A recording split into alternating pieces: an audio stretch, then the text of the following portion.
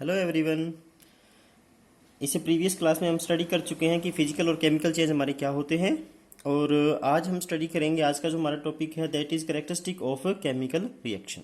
जो chemical reaction होती हैं, जब ए से बी बनता है, जिससे सब्सटेंस कन्वर्ट हो जाता है, ट्रांसफॉर्म हो जाता है ए से बी के अंदर, तो उनकी कौन कौन सी कैरेक्टरिस्टिक है, यानी क्या क्या चेंजेस वहाँ पे आते हैं। तो ए से बी जब बनेगा, हमारे पास कोई रिएक्शन है, मान लो ए से बी बन रहा है, तो ए जो है वो ट्रांसफॉर्म होकर हमारे क्या बन गया, बी बन गया। अब जो हमारे पास ए के अंदर जो चेंज आया है, यानी यहाँ पे क्या हुआ, कुछ चेंजेस आए, उन इन्हीं चेंजेस को हम क्या बोलते हैं, कैरेक्टरिस्टिक्स ऑफ रिएक्शन बोलते हैं। ये जो चेंजेस है, ये आसानी से हम इनको ऑब्जर्व किया जा सकता है, यानी कि इतने माइनर आपके पास चेंजेस नहीं होते हैं ये, कि जिनको आप देख ही ना पाएँ या ऑब्जर्व ही ना कर पाएँ, इनको आसानी से ऑब्जर्व किया जा सकता है। जैसे कि हमारे पास जो फर्स्ट जो हमारी करेक्टरिस्टिक है किसी भी केमिकल रिएक्शन की, दैट इज की फॉर्मेशन ऑफ प्रेसिपिटेट। यानी जब केमिकल रिएक्शन हुई, मान लो सपोज दैट कि ए से बी आपका बना, तो ड्यूरिंग दिस रिएक्शन हमारे पास क्या बन गया, प्रेसिपिटेट बनेगा। ठीक है ना। तो पहले हमारे पास करेक्टरिस्टिक क्या है कि इफ आपका जो प्रेसिपिटेट है वो फॉर्म हो रहा है, तो ये जो प्रेसिपिटेट है ये क्या होता है बच्चों। प्रेसिपिटेट जो है वो हमारे पास एक सॉलिड सब्सटेंस होता है, जो रिएक्शन के दौरान जो है, ड्यूरिंग रिएक्शन हमारा जो है बनता है, और ये थोड़ा सा इसका मास ज़्यादा होने की वजह से ये बॉटम में सेटल हो जाता है, यानी नीचे की तरफ आ जाता है। पहले सॉल्यूशन के अंदर था, पर बनने के बाद क्या होगा, ये बॉटम में आ जाएगा और वहाँ पे आपका सॉलिड सब्सटेंस की तरह डिपॉजिट हो जाता है। ठीक है ना। तो इसको हम क्या बोलते हैं, प्रेसिपिटेट बोलते हैं। ये हमारे पास जो है, जब दो केमिकल आपस में रिएक्शन करते हैं तो ड्यूरिंग रिएक्शन जो है ये बन जाता है। फॉर एग्जांपल हमारे पास है AgNO3 सिल्वर नाइट्रेट और NaCl है।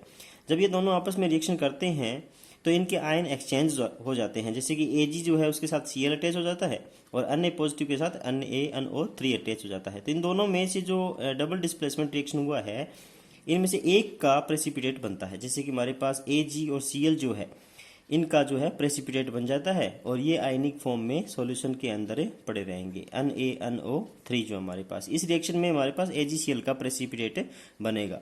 जैसे आप दो सॉल्यूशन को मिक्स करेंगे, फॉर एग्जांपल एक के बिकर में आपने ले लिया AgNO3 और दूसरे बिकर के अंदर आपने ले रखा है NaCl का सॉल्यूशन।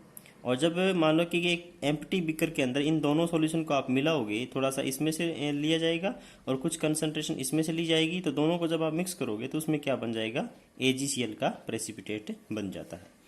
तो ये हमारे पास होता है कि रिएक्शन जब हुई तो हो सकता है कि वहाँ पे प्रेसिपिटेट फॉर्मेशन की प्रोबेबिलिटी हो सकती है। सेकेंड, हमारे पास जो है हर एक रिएक्शन के अंदर आपके पास प्रेसिपिटेट बने कोई ज़रूरी नहीं है। सेकेंड हमारे पास जो है वो है कि करेक्टरिस्टिक क्या है सेकंड, की evolution of gas. Evolution of gas, it may be takes place that कि during the reaction gas formation हो जाए। ठीक है ना बच्चों। जैसे कि कुछ एक रिएक्शन हमारे पास होती है जिनके अंदर इवोल्यूशन ऑफ गैस होता है, इवोल्यूशन ऑफ गैस, उसमें से गैस बन जाती है। तो ऐसी रिएक्शन जो है इसको हम बोलते हैं इवोल्यूशन ऑफ गैस जो है। ये इसका एग्जांपल है हमारे पास, जैसे कि अब मैंने जो है कैल्शियम कार्बोनेट मार्बल को लिया और उसको डाइल्यूट HCl के अंदर आपने ऐड कर दिया। ठीक है ना बच्चों, कि कैल्शियम कार्बोनेट जो है उसको आपने डाइल्यूट HCl के अंदर आप ऐड करोगे तो वहाँ पे हमारे पास CaCl2 बनेगा, कैल्शियम डाइक्लोराइड, कार्बन डाइऑक्साइड बनेगी और हमारे पास क्या बनेगा, वाटर बनेगा। तो ये जो कार्बन डाइऑक्साइड है ये क्या है, हमारी गैसियस फॉर्म में, ये हमारी क्या है, गैस है। तो हो सकता है किसी भी केमिकल रिएक्शन के अंदर हमारे पास गैस बन जाए। तो ये आपके पास क्या है, दूसरी कैरेक्टरिस्टिक ऑफ रिएक्शन है। ठीक है ना बच्चों, केमिकल रिएक्शन। तो इसमें क्या हुआ, जैसे कि आपने एक बीकर के अंदर HCl लिया, ठीक है बच्चों, HCl लिया है और इसके अंदर थोड़ा सा आपने क्या ऐड कर दिया, कैल्शियम कार्बोनेट आपने ऐड कर दिया। मार्बल होता है, कैल्शियम कार्बोनेट आपने ऐड किया, तो यहाँ से हमारे पास CO2 जो गैस है उसके जो बबल्स बनकर वो आपकी बाहर आएगी सॉल्यूशन से। ठीक है ना बच्चों। तो ये जो गैस निकलेगी ये हमारी कौन सी गैस होगी, कार्बन डाइऑक्साइड। तो हो सकता है किसी भी केमिकल रिएक्शन के अंदर आपके गैस का प्रोडक्शन हो जाए। थर्ड हमारे पास करेक्टरिस्टिक है चेंज इन कलर। कौन सी करेक्टरिस्टिक है बच्चों, चेंज इन कलर। हो सकता है भी किसी रिएक्शन के अंदर जो है कलर का चेंज हो जाए, यानी कलर चेंज हो जाए। हो सकता है कि कोई और कलर था और वो आपका जो है और किसी दूसरे कलर में चेंज हो गया, या फिर कोई सब्सटेंस हमारे पास कलरलेस था, उसमें कोई कलर नहीं था और वो आपका कलर्ड हो गया। ठीक है ना, ड्यूरिंग आफ्टर द रिएक्शन वो आपका क्या हो जाता है, कलर्ड हो जाता है। तो हो सकता है रिएक्शन के अंदर क्या हो जाए, आपका चेंज इन कलर, उसमें कलर में चेंज आ जाए, जिसमें आप रिएक्शन करवा रहे हो तो उसके कलर में चेंज आ जाता है। जैसे कि हमारे पास है लेड नाइट्रेट है, मान लो PbNO3, PbNO3 ये हमारे पास लेड नाइट्रेट होता है और इसको हम रिएक्शन करवाते हैं पोटेशियम आयोडाइड के साथ। तो पहले जो दोनों सॉल्यूशन है इनका कोई कलर नहीं होता है, ठीक है ना, ये दोनों क्या है, कलरलेस है। पर जैसे ही आपके पास इन दोनों में रिएक्शन होगी, दोनों सॉल्यूशन को आप मिलाओगे तो ये हमारे पास बन जाएगा PbI और ये हमारे पास येलो कलर का होता है, ठीक है ना बच्चों। तो यहाँ पे क्या हुआ कि पहले आपके पास कलरलेस था और कलर चेंज हो गया, तो इसको हम बोलते हैं चेंज इन कलर। हो सकता है कि ड्यूरिंग द रिएक्शन जब A से B बन रहा है तो हो सकता है उसमें कलर का चेंज हो जाए। और दूसरा जो प्रोडक्ट है वो क्या बनेगा आपका, पोटेशियम नाइट्रेट। इसके बाद हमारे पास फोर्थ कैरेक्टरिस्टिक है चेंज इन स्टेट।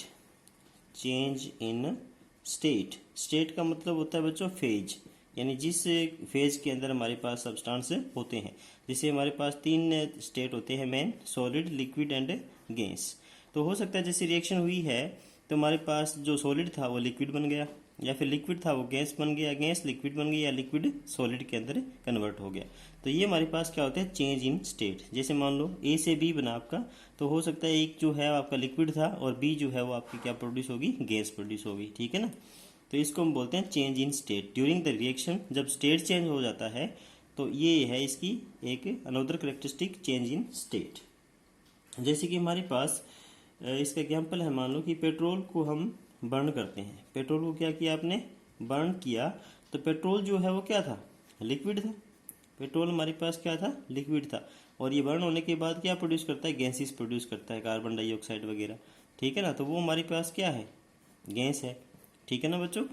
तो हमारे पास पहले जो है वो लिक्विड फॉर्म में था, रिएक्शन होने के बाद उसकी गैस बन गई, तो इसमें क्या हुआ, स्टेट चेंज हो गया। फिर तुम्हारे पास क्या है, change in temperature. Change in temperature, change in temperature का मतलब है जब भी रिएक्शन होती है तो उनके टेम्परेचर में चेंजेस आते हैं, टेम्परेचर जो है वो बदल जाता है। जैसे हमारे पास A से B बना आपका, तो A जो है इसका टेम्परेचर अलग था और जब B बना तो B का जो टेम्परेचर है वो आपको अलग मिलेगा। जैसे मान लो ये T1 है तो ये T2 है, ठीक है ना बच्चों। तो अब टेम्परेचर जो है यानी कि चेंज हो रहा है, चेंज होने का मतलब है या तो इंक्रीज होगा, चेंज होगा तो या तो आपके पास टेम्परेचर क्या हो जाएगा, इंक्रीज हो जाएगा, और या फिर टेम्परेचर आपका डिक्रीज हो जाएगा, ठीक है ना बच्चों।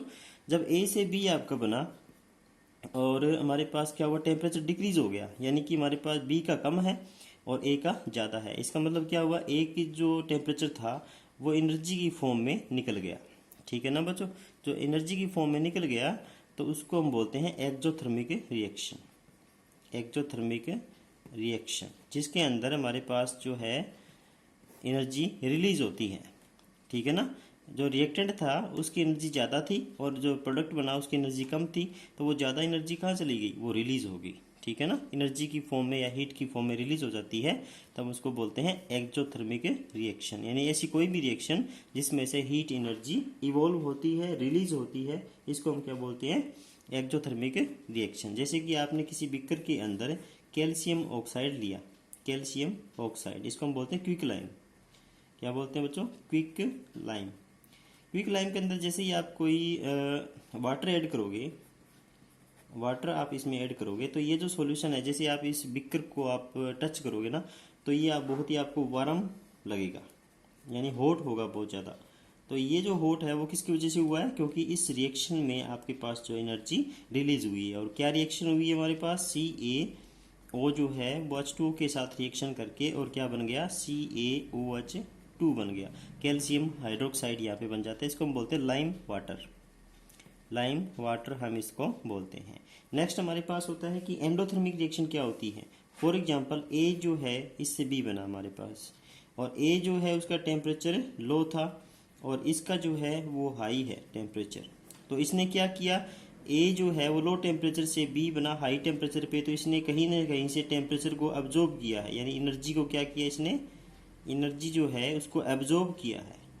और जब एनर्जी को अब्जॉर्ब करते हैं तो उस रिएक्शन को हम बोलते हैं एंडोथर्मिक रिएक्शन। क्या बोलते हैं बच्चों, एंडोथर्मिक रिएक्शन हम उसको बोलते हैं, ठीक है ना। जैसे मान लो ए जो है वो आपका लो टेम्परेचर पे था और जब उसकी रिएक्शन होकर के बी प्रोडक्ट बना तो वो हाई टेम्परेचर पे बना।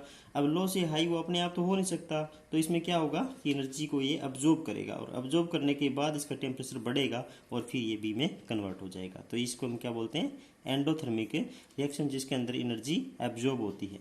और इसके एग्जाम्पल हमारे पास है, जैसे कि आप अमोनियम क्लोराइड को रिएक्शन करवाते हो। अमोनियम क्लोराइड होता है हमारे पास NH4Cl और इसकी रिएक्शन आपने करवाई है बेरियम हाइड्रोक्साइड के साथ। बेरियम हाइड्रोक्साइड के साथ आप रिएक्शन करवाओगे तो ये जो आप बिकर है जिसमें ये रिएक्शन करा रहे हो, ये बिकर बहुत ही कोल्ड हो जाएगा, ठंडा हो जाएगा।